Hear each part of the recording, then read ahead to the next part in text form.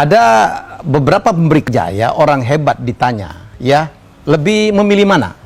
Pegawai yang pintar atau pegawai yang jujur? Dan tidak bisa memilih dua-duanya. Kalau dapat pintar dan jujur, wah itu mah tidak perlu ditanyakan. Jadi beberapa orang, ini riset juga tuh ya, kepada beberapa pemberi kerja, beberapa entrepreneur, beberapa pengusaha, konglomerat. Kalau Bapak diminta memilih, apakah memilih pegawai yang jujur atau pegawai yang pintar? Ya, dan hasil surveinya menyatakan mereka lebih mendahulukan yang jujur daripada yang pintar. Pintar sih iya, harus. Kenapa dikatakan lebih memilih jujur daripada pintar? Karena kalau pintar, kalau dapat pegawai yang kurang pintar, itu bisa disekolahkan. Ya, bisa disekolahkan. Tetapi, kalau sudah tidak jujur, sulit berubah. Ya, saya juga pernah bertemu dengan satu panggung dengan almarhum atau mendiang Ciputra, tepatnya mendiang Ciputra. Dia mengatakan, ya kalau ada partner, ada pegawai, karyawan yang tidak jujur, udah buang aja lah. Sulit. Dan Bung Hatta juga adalah orang yang sangat-sangat menghargai kejujuran dan dicontohkan sendiri. Jadi betapa tingginya nilai kejujuran itu untuk kesuksesan seseorang. Ya, jadi kalau bisa sih iya, ya jadilah orang jujur yang pintar. Wah, kalau dapat dua-duanya itu insya Allah Anda akan sukses. Malah ada seorang penulis buku juga, saya senang banget. Dia ngomong begini, ya. Jadi sekali lagi, jujur itu adalah bagian dari attitude. Ya, attitude atau aptitude. Attitude itu adalah perilaku, termasuk jujur tadi, atau aptitude. Aptitude itu adalah kemampuan, skill. Ya, dia mengatakan begini dalam bahasa Inggris. It's not aptitude, but attitude that will determine your altitude. Keren banget tuh. Ada attitude, ada aptitude, ada altitude. Attitude itu adalah perilaku, karakter.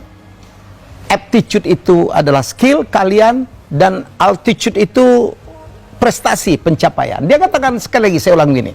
It's not aptitude, bukan keahlian, but attitude, melainkan attitude, perilaku, karakter, that will determine your altitude, yang akan menentukan ketinggian Anda, pencapaian Anda. Jadi betapa pentingnya sebuah attitude. Ya, dalam penterjemahan sehari-hari, untuk apa ya kita punya orang pintar tetapi karakternya yang tidak baik. Misalnya ya, tidak jujur, tidak optimis, ya, selalu menyalahkan orang lain, ya, bukan seorang pekerja keras, ya, tidak menjadi leadership, ya, tidak memiliki leadership yang baik, ya, tidak mau disalahkan, mau menang sendiri, cepat putus asa, ya, bukan orang yang wah, ya, bersemangat untuk mengejar keberhasilan. Ya, itu semuanya adalah attitude.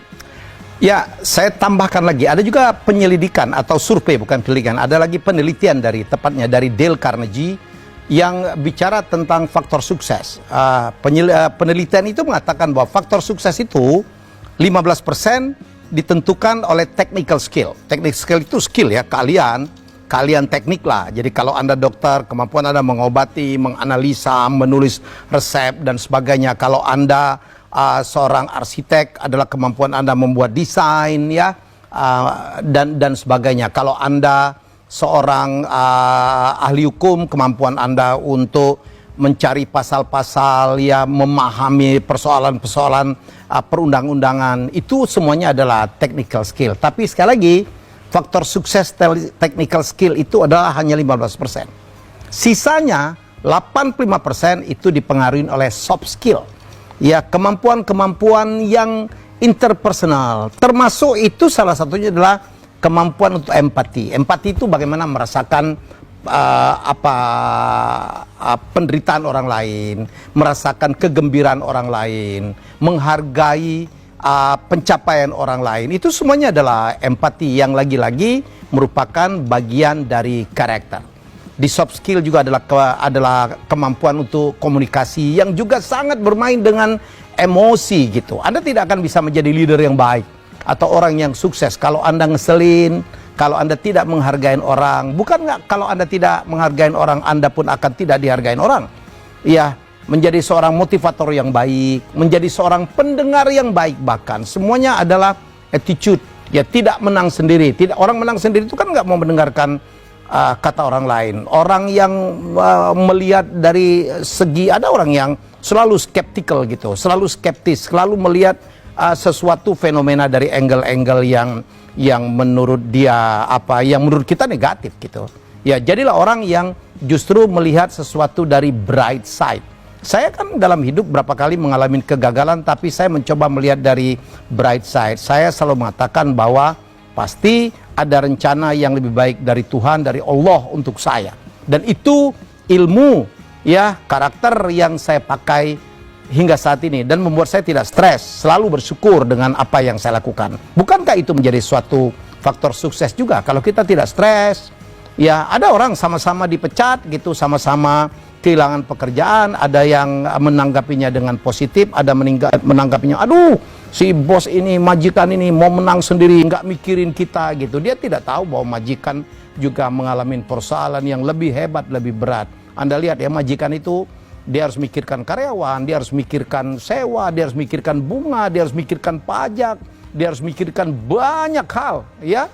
Pendapatan penghasilan menarik, sementara biaya-biaya, ada bagian biaya-biaya yang tidak bisa ditunda. Tetapi ada, ya, begitu dia di PHK, dipecat, kehilangan pekerjaan, justru menjadi batu lompatan, ya, untuk berbuat lebih baik. Saya juga pernah diberhentikan dari satu pekerjaan yang membuat saya berpikir, untung dulu saya diberhentikan. Kalau tidak, mungkin saya tidak bisa mencapai level ini. Kalau tidak, saya akan terus menjadi pegawai. Yang mentok-mentoknya, kalau saya tetap bekerja di perusahaan itu, paling mentok saya menjadi orang nomor 2. Tidak akan pernah menjadi nomor 1. Karena nomor satunya adalah pasti si bos. Ya, yang saya mengatakan untuk menjadi orang nomor 1 di perusahaan itu hanya 2. Kalau enggak, ya saya melakukan hal-hal yang kalau bosnya tidak menyerahkan, ya mungkin terjadi kudeta gitu. Yang dua-duanya sesuatu yang kita tergantung orang lain, dan suatu hal yang juga tidak positif kalau kita harus melakukan kudeta, melakukan berbagai cara supaya kita menjadi orang nomor 1. Jadi fenomena bisa sama-sama diberhentikan, tetapi respon itu akan sangat menentukan keberhasilan seseorang. Ada yang melihatnya dari segi negatif, ada yang melihatnya dari segi positif. Bukankah ada di dalam Liga Inggris ada pemain-pemain yang dibuang oleh sebuah klub yang tiap kali dia melawan mantan klubnya, dia akan bermain lebih luar biasa karena ada semacam dendam gitu ya, yang membuat dia, awas loh ya, Anda menyesal membuang saya. Dan ini disebut dengan revenge. Saya juga dalam hidup juga gitu. Saya kadang-kadang kecewa dan itu menjadi revenge. Tapi saya tidak melakukan revenge yang negatif. Saya melakukan revenge yang positif. Itu yang disebut dengan sweet revenge. Dalam kehidupan saya dari waktu kecil pun saya banyak dihina orang. Karena bapak saya hanya seorang pedagang kaki lima. Ya, saya tidak punya motor, tidak punya mobil. Ya, itu yang membuat saya mempunyai dendam dalam hati saya. Saya akan buktikan bahwa saya tidak pantas untuk dihina. Dan itu menjadi sebuah dendam yang sangat positif, yang membuat saya sangat kompetitif dan mencapai beberapa prestasi. Jadi saya balik lagi ke depan tadi, betapa pentingnya pendidikan karakter. Betapa pentingnya kita mempunyai karakter yang baik, yang kadang-kadang menjadi penentu keberhasilan kita jauh lebih besar dari kemampuan atau skill kita.